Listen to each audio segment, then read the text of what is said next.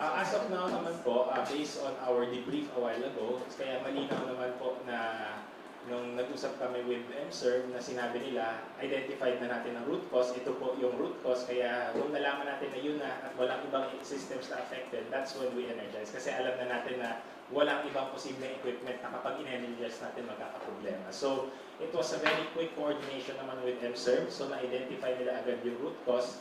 And because of that very quick action by MSERV din, that's why we're able to energize within 37 minutes. So yes po, Ms. Jackie, yun po yung root cause na na-identify po.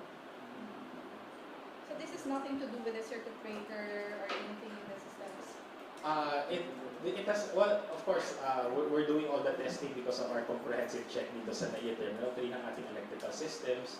It's, of course, a consequence na nagkaroon ng possible lapse in terms of the procedures that these technicians have to follow. And when this test equipment was supposed to be removed before energization, pero hindi siya natanggal, that caused po the shortage in our system that caused the tripping of our substation. Sir, may mga affected passengers nito, including those na mga hindi mo na-stranded pero naabala sa immigration check. We still don't have the numbers, but in terms of the flights, what we know is there are 7 flights that were delayed. That 7 is already a combination of departing and arriving flights. Siyempre, yung mga arriving flights, hindi agad sila nakadock because of the boarding bridges were interrupted briefly until the generators were able to kick in. Kaya nagka-delay na yung iba, a delay of 20 minutes, 30 minutes. The most delay of flight in terms of departure is around 80 minutes po. Domestic po, domestic. Combined na po yung 7 flights that were directly affected na domestic and international. I think 5 domestic po at 2 international flights. 5 domestic, dalawang international. So that's arrival and departure? Yes, combined na po. Yun yung mga directly affected. But of course, we're still monitoring all of the possible delays throughout the day kasi there could be consequential delays, but we can say that there will be no cancellations naman po related to this power interruption. As we speak, GM, are we powered by generator sets or is this the power supply? As we speak and as of 1:29 in the afternoon, the power of the main terminal building is already by Meralco. So it's fully energized by Meralco. When we were able to isolate already na yun ang problema, then our engineers gave a go signal to send back the Meralco power. So ang isolated na lang natin ngayon would be those areas that were affected, which is the roadway 1 and roadway 2. Ongoing po ang restoration natin. Before we energize, siyempre sisiguraduhin natin before we energize, wala nang mauulit na ganitong possible na problema po. Sir, siguro ang daming natatakot na pasahero, ano yung likelihood na magkaroon ulit ng ground up within the day? We were assured naman by the MSERV as well as our engineering team, we will not sync or re-energize these affected substations unless sure sila na walang similar power interruption na makaka-apekto. Again, these 2 substations na na-select natin na i-audit ngayon are not part of the terminal building. Ito po yung nasa mga parking lots natin. So they serve the less critical load. So we gave instructions, unless sigurado tayong hindi sila makaka-apekto, huwag natin i-sync or i-re-energize hanggang ma-rule out natin lahat ng possibility. And they're very confident naman that after they do all the checks, they will report back to us. And once we give a go signal, kailangan sigurado tayo na hindi mauulit itong ganito. Kasi again, it was a procedural lapse that caused this. It was not any equipment-related problem. It was because of that test equipment that was left before the substations were energized. Sir, there were speculations on social media that the timing is questionable. Now that the privatization meron ka bang pinalaman ito sa privatization ng media? So you could straighten that out. Wala naman po tayong angles na gano'n. It's really, as I mentioned, it is we identified already the root cause and it's part of a procedural issue that should have been followed in terms of energizing or de-energizing a substation. So since we already identified that early on and MSERV was of course very transparent in saying na yun yung problema para ma-energize ulit, at least we can rule out those other angles na nagsasabi na it's possible in relation to privatization. I think it's not related to that. Thank you, sir. Sir, as per nagkaroon ba ng problema doon sa communications? Nagkaroon daw ng power ng communications from tower to terminal 3.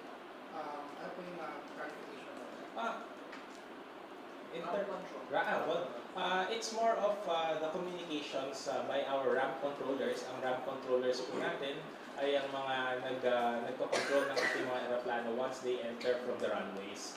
But kung meron man pong momentarily na nagkaroon ng outage or ng breakdown in communication between the tower and ramp control, meron naman po tayong mga backup systems in place, katulad po ng mga movable devices as well as our radio communication systems naman po. At yun naman po yung contingency na nag-kick in as soon as that happened. Sir, since you mentioned the electrical audit, meron na po ba tayong update on that? How is it going? In terms of the electrical audit, as agreed with the interagency committee of DOTR, and of course we have Meralco, MSERV, and MIAA, they've already done the preliminary inspection, mga visual inspections, but a lot of the audit will have to be done kapag may mga shutdown tayong substations. That's why we opted to shut down these two non-critical substations today that are not passenger movement areas, diba? Mga parking areas. Yan yung inuna natin. So based on what they did from the morning until 12 noon, meron naman na po silang mga findings na na-forward sa amin as to ano yung mga kailangan natin i-replace, i-improve, or i-reset ng mga relays. And apart from that, yung ibang mga critical substations, hindi pa namin sinisimulan in terms of the shutdown because may effect sa passenger movement. So those other substations, we will communicate properly po kapag meron na tayong schedule when we will have to shut down para matapos natin ang comprehensive audit. But we are still waiting for the arrival of our emergency gensets because we mentioned, di ba, that 30% lang po ang power ngayon ng ating genset. These are the critical systems. But we already have undergone procurement. Ito yung sinasabi namin 6 megawatt of additional generators. Actually, ang bid opening namin will be by next week. So that the other substations that will be checked as part of the comprehensive audit, hintayin muna natin makabit ang ating emergency genset para kapag nag-shutdown tayo sa other areas, i-on lang natin yung genset natin and we can power up to 80 to 90% of the requirements of the terminal para po hindi affected ang ating passenger journey.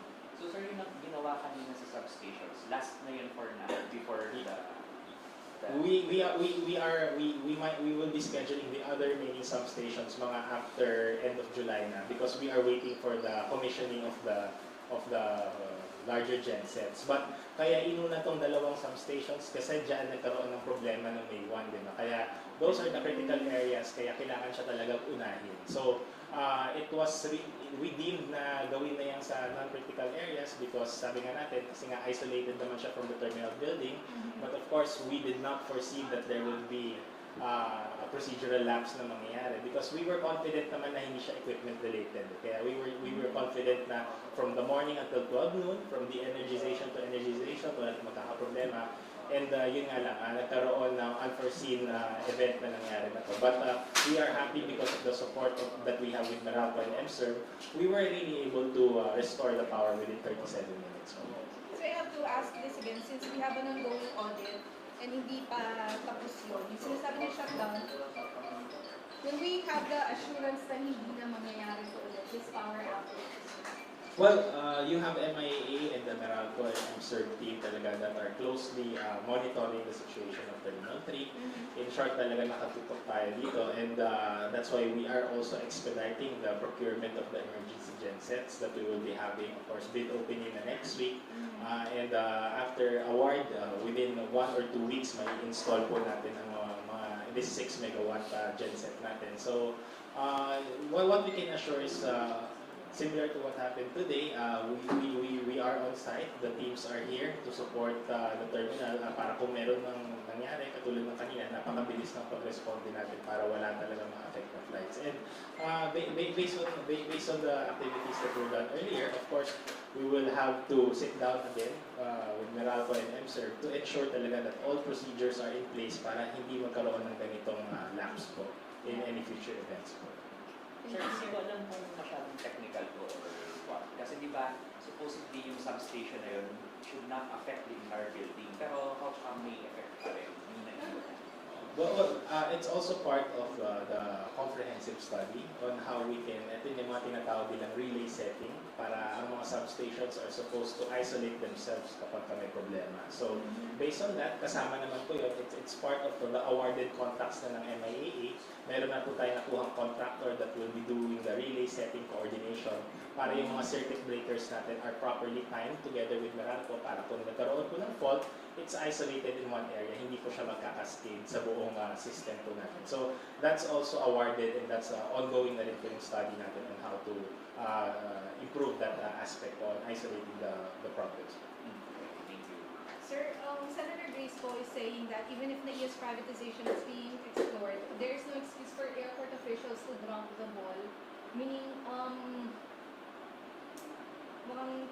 is this the right time to talk about privatization, sir? With the onset of the Well, our stand as far as MIA is concerned, whether privatization is there or not, MIA has the mandate to improve, operate, and of course ensure that reliable po ang ating NAIA airport. So whether there's privatization or not, whether that's happening within the first quarter of 2024, tuloy-tuloy pa rin po ang serbisyo ng MIAA. As I mentioned, we're procuring all of these items that we need to improve the reliability and resiliency of our electrical and other critical systems.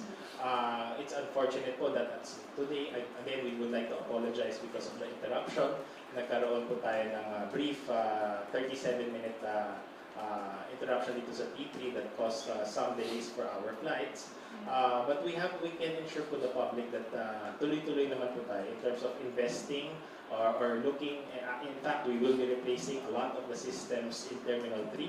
Lahat po ng ating mga overage equipment na na-identify, it's due for replacement. The circuit breakers, the current transformers, the relays, nakaprograma na po yan to be replaced immediately. So, we don't think that privatization will, hindi natin yung parang sasabihin na because of privatization, we will just forgo it for now. Because we have the budget, so we will as part of our mandate, to fix our electrical systems and to make it reliable, tuloy-tuloy pa rin po ang ating investment and all of the activities that we have to do to improve the services of NEC. I'm all good, thank you. Sir, sorry, Yes, ma'am. hindi naabutan. Ano po yung naging cost kanina ng power? Again, earlier, diba, today po, we as part of our comprehensive electrical audit, as an offshoot of the May 1 incident, this was being conducted by MSERV and the MIAA team. Nagkaroon po tayo ng shutdown sa ating Roadway 1 and Roadway 2 substations in the morning. And as they were about to energize the substation after po ng comprehensive check, meron po inadvertently na naiwan na test equipment sa Roadway substation, Roadway number 2 substation that caused a shortage or yun yung nag-cascade ng power tripping natin dito sa Terminal 3 that caused that 37 minutes of power interruption. So, na-identify naman po agad na yun ang root cause. It's because of that naiwan nga nila ng equipment. So, as soon as nalaman na yun yung cause, then we were given a go signal to re-energize. Kaya within 37 minutes or by 1:29 in the afternoon po, na re-energize na po natin lahat ng segments natin sa Terminal 2. Sir, ano po parts ng building po yung affected? Yung ano po? The one that was affected was the whole NAIA Terminal 3, but as mentioned, after the interruption, nag-kick in naman po ang ating mga emergency gensets which powers the critical systems. Kaya kung mapapansin nyo, kanina kahit between 12:52 at 1:29, may mga ilaw pa rin nakabukas, the check-in counters are still open. Yun nga lang sa immigration, nag-reboot ang computer nila because of the temporary power interruption that, when they reboot, there's 15 to 20 minutes para mag-online ulit. Kaya nagkaroon ng paghahaba sa queuing. But as soon as the power was restored and nakapag-reboot na lahat ng systems, I think by around 2 o'clock, wala na yung queuing natin at tuloy-tuloy na yung pag-process ulit ng ating mga passengers. Again, there were no flights that are cancelled. There were around 7 flights that were delayed because of this incident. Okay. Okay po. At again, maraming salamat and of course, I hope to meet you again in other better news. Thank you. Okay, thank you po. So feel free po to look for kung gusto niyo makita ngayon kung ano yung situation sa terminal para ma-report naman natin na it's getting back to normal naman. So, the air conditioning, may nagtatanong bakit by 1:29 o di pa rin bumubuga yung hangin. With an air conditioning system po, when you start it up, talagang parang ano yan parang yung oil niya kailangan mag-heat up, tapos after mga 30 minutes, tsaka siya magsusupply ng power. So hindi naman yan parang aircon sa bahay na pag inon mo, bubuga na siya agad. So at 1:29, naka-on na yung chillers, on yung cooling towers, then by mga 2 o'clock, magbubuga na ulit yun ng hangin. Okay, sige po. Okay, thank you po at good afternoon and have a nice long weekend.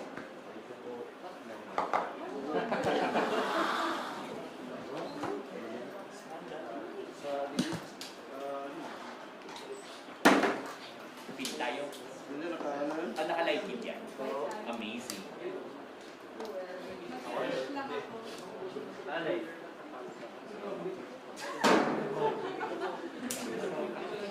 Saan ka muna, Bryan? Mag-live ako.